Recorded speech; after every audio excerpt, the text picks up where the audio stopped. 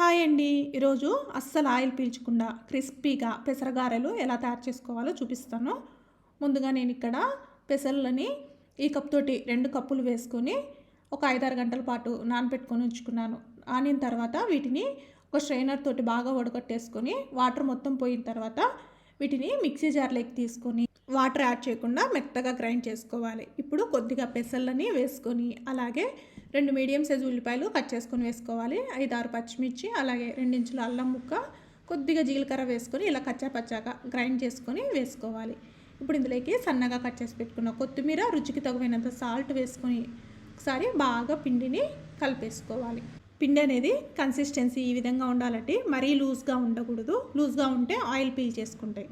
ఇప్పుడు డీప్ ఫ్రైకి సరిపడినంత ఆయిల్ పెట్టేసుకొని ఆయిల్ బాగా వేడెక్కిన తర్వాత ఇలా గారెల్లాగా వేసేసుకోవడమే. స్టవ్ అనేది మీడియం ఫ్లేమ్లో పెట్టేసుకొని 2 వైపులా గోల్డెన్ కలర్ వచ్చేంత వరకు వేయించుకోవాలి. ఇలా వచ్చిన తర్వాత వీటిని తీసేసుకోవడమే.